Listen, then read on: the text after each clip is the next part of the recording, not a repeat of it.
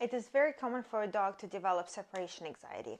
In this video, we'll cover how to work with separation anxiety prevention and how to work on minimizing separation anxiety. There are lots of reasons why a dog can get separation anxiety.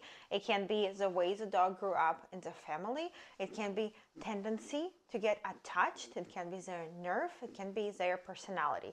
So there are many reasons why it can happen. I will be focusing on how to prevent it, how to manage it, and how to minimize it.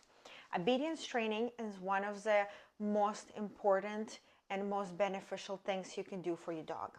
What obedience does for a dog? It makes sure that dog knows its place in a good way. He knows that he's taken care of. He knows that he's protected. He develops trust and respect for their owners. He sees owners as leaders.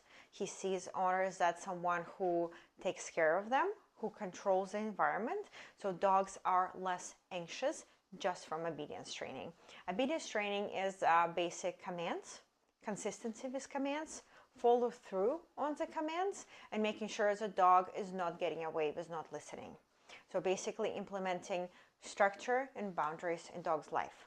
It is very important to have a very good balance between love, care, play, cuddles, and boundaries and structure in their life. It is totally possible to have a well-mannered dog that sleeps in your bed.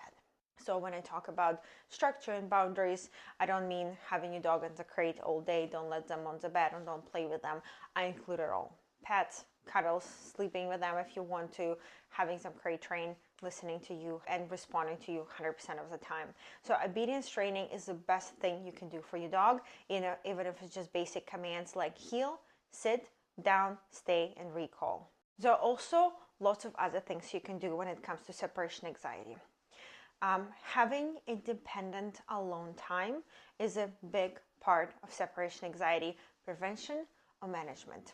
Either it's leaving your dog with friends or family members, giving your dog to daycare, to sitters, making sure that he is alone at home for periods of time, either crated or not, whatever works better for your dog, and making sure that your dog from the early young age learns to be independent and be comfortable on his own. Some dogs have a tendency to develop separation anxiety, but a lot of it depends on how owners handling the dog. Lots of COVID dogs develop separation anxiety because they didn't have a chance to have an independent time away from their owners, along with not having obedience training.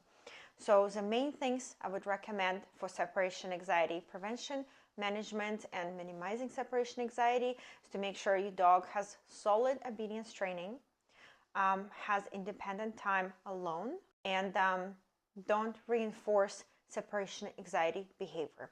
Separation anxiety behavior looks like clinginess. Your dog wanting to touching you at all times, following you all around the house. So preventing your dog from following you all around the house is actually a good thing, even though it might seem cute, especially when you just got a puppy, but it's actually very important to teach them to be independent. Crate training is a huge part of the separation anxiety prevention. The crate training is another topic on its own, but one of the main things to remember about the crate training is to make the crate positive environment. Don't punish your dog by putting them in the crate. You can feed dogs in the crate, you can give them treats in the crate.